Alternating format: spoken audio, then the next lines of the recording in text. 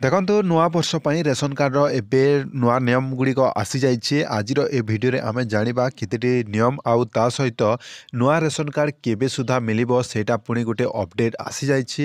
ଆଉ ଖୁସିର ଖବର ଆସିଯାଇଛି କେତେ ଜଣଙ୍କୁ ମିଳୁଛି ଏଥର ଜାନୁଆରୀରେ ମିଳିବାକୁ ଯାଉଛି ବୋଲି କୁହାଯାଉଛି। ନ୍ୟୁଜ୍ ମଧ୍ୟ ଆସିସାରିଲାଣି।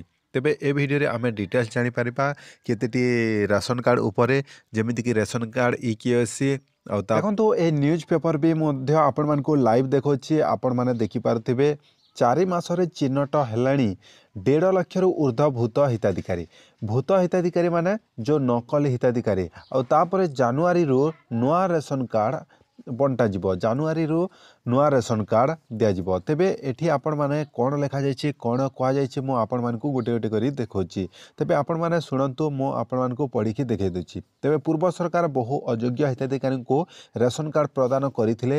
ବିଜେପି ରାଜ୍ୟରେ ସରକାରଙ୍କ ଗଠନ କରିବା ପରେ ଜାଲ ରେସନ କାର୍ଡ଼ଧାରୀଙ୍କୁ ଚିହ୍ନଟ ପ୍ରକ୍ରିୟା ଚାଲିଛି। ତେବେ ଦେଖନ୍ତୁ ଏଠି ଜାଲ ରେସନ କାର୍ଡ଼ ପାଇଁ ଜୋରଦାର ଚାଲିଛି। ଆଉ ତାପରେ ଇକେୱାଇସି ଯାଞ୍ଚ ଆରମ୍ଭ ହେବାଠାରୁ ଏପର୍ଯ୍ୟନ୍ତ 4 ମାସ ହେଇଗଲାଣି। ଆଉ ତାପରେ ଏଠି ଲେଖାଯାଇଛି 1,67,078 ଜଣଙ୍କୁ ଭୂତ ରେସନ କାର୍ଡ଼ ଚିହ୍ନଟ ହେଲାଣି ବୋଲି କୁହାଯାଇଛି।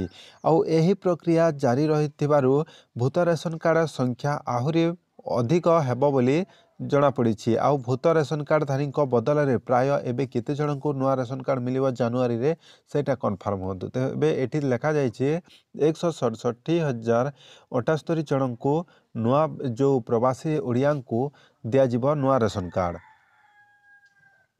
ଆଉ ଏଇଟା ମଧ୍ୟ କହିଛନ୍ତି, କିଏ କହିଛନ୍ତି ସେଇଟା ମଧ୍ୟ ଦେଖନ୍ତୁ, ଯାହାକି ନିଷ୍ପତ୍ତି ହୋଇଥିବା ଓ ଖାଦ୍ୟ ଯୋଗାଣ ଓ ଖାଉଟି କଲ୍ୟାଣ ମନ୍ତ୍ରୀ କୃଷ୍ଣଚନ୍ଦ୍ର ପାତ୍ର କହିଛନ୍ତି ବୋଲି କୁହାଯାଇଛି। ଆଉ ଗଞ୍ଜାମ ଜିଲ୍ଲାରେ ଅଧିକାରୁ ଅଧିକା ରେସନ କାର୍ଡ଼ ବଣ୍ଟାଯିବ।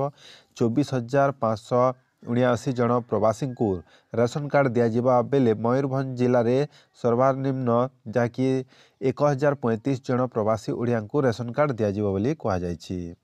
ତେବେ ଆଉ ଗୋଟେ କଥା, କେତେ ଜଣଙ୍କର ଇକେୱାଇସି ସରିଲାଣି ସେଇଟା ଆମେ ଜାଣିବା। ତେବେ ଦେଖନ୍ତୁ ରେସନ କାର୍ଡ଼ ହିତାଧିକାରୀ ଇକେୱାଇସି ଯାଞ୍ଚ ଆରମ୍ଭ କରିଥିଲେ। ବର୍ତ୍ତମାନ ସୁଦ୍ଧା ରାଜ୍ୟରେ 50 ଲକ୍ଷ ହିତାଧିକାରୀଙ୍କ ଇକେୱାଇସି ଯାଞ୍ଚ ଶେଷ ହୋଇସାରିଲାଣି ବୋଲି କୁହାଯାଇଛି। ନୂଆ ବର୍ଷରେ ରେସନ କାର୍ଡ଼ ପ୍ରତି ବହୁତ ସାରା ନିୟମ ଆସିଛି। ଦର୍ଶକ ବନ୍ଧୁ ଦେଖନ୍ତୁ, ଗୋଟେ ରେସନ କାର୍ଡ଼ ମିଳିବାକୁ ଯାଉଛି ଏବେ ନୂଆ ରେସନ କାର୍ଡ଼ କେତେ ଲକ୍ଷ ମିଳିବ ସେଇଟା ଆପଣମାନଙ୍କୁ ମୁଁ କହିଦେଲି। ତା ସହିତ ସେଇଟା ବି ମଧ୍ୟ ଲିଷ୍ଟ ବହୁତ ଶୀଘ୍ର ଆସିବ। ସେ ଲିଷ୍ଟ ବି କେମିତି ଚେକ୍ କରିବେ ସେଇଟା ମଧ୍ୟ ସେ ଭିଡ଼ିଓ ନେଇକି ଆସିବି। ସେଥିପାଇଁ ଚ୍ୟାନେଲଟିକୁ ସବସ୍କ୍ରାଇବ୍ କରିକି ରଖିଥାନ୍ତୁ। ଆଉ ଦେଖନ୍ତୁ ନୂଆ ବର୍ଷରୁ ପ୍ରତି ମାସରେ ମିଳିବ ରାସନ ବୋଲି ଏଠି ଲେଖାଯାଇଛି। ଏହାର ନିୟମ ଗୁଡ଼ିକ କ'ଣ ରହିଛି ଚାଲନ୍ତୁ ଜାଣିନେବା। ଏଠି ଦେଖନ୍ତୁ ପାଖେଇ ଆସୁଛି ନୂଆବର୍ଷ।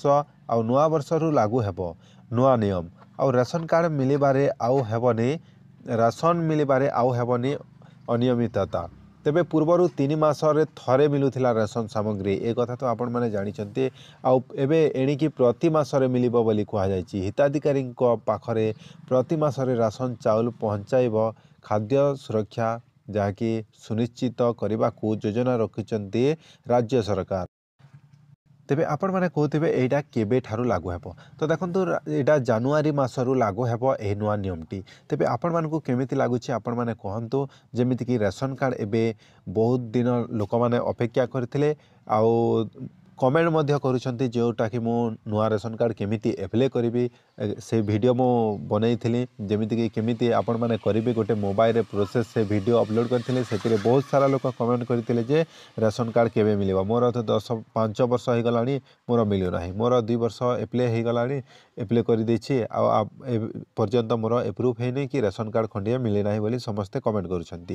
ତେବେ ଏଇଟା ଯେଉଁମାନେ ଆପ୍ଲାଏ କରିସାରିଛନ୍ତି ସେମାନଙ୍କ ଭିତରୁ ଯେଉଁଟାକି ଏବେ ନୂଆ ଲିଷ୍ଟ ଆସିବ ବହୁତ ଶୀଘ୍ର। ଆଉ ଜାନୁଆରୀ ମାସରୁ ଲାଗୁ ହେବ ନୂଆ ନିୟମ।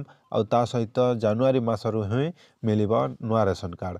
ଆଉ ତେବେ ଏ ନେଇ ଖାଦ୍ୟ ଯୋଗାଣ ଓ ଖାଉଟି କଲ୍ୟାଣ ମନ୍ତ୍ରୀ କହିଛନ୍ତି ପୂର୍ବରୁ 3 ମାସରେ ଥରେ ଚାଉଳ ଦେବା ଫଳରେ ଡିଲର ପାଖରେ ଅଧିକ ଚାଉଳ ମହଜୁଦ ରଖିଥିଲା ହେରଫେରର ଆଶଙ୍କା ଥିଲା। ଆଉ ଏଭଳି ନିଷ୍ପତ୍ତି ପରେ ଡିଲର ସ୍ତରରେ ହେରଫେର ବନ୍ଦ ହେବା ସହ ଖାଦ୍ୟ ସୁରକ୍ଷା ସୁନିଶ୍ଚିତ ହେବ ବୋଲି ଆଶା ରଖିଛନ୍ତି ଯୋଗାଣ ଓ ଖାଉଟି କଲ୍ୟାଣ ମନ୍ତ୍ରୀ କୃଷ୍ଣଚନ୍ଦ୍ର ପାତ୍ର।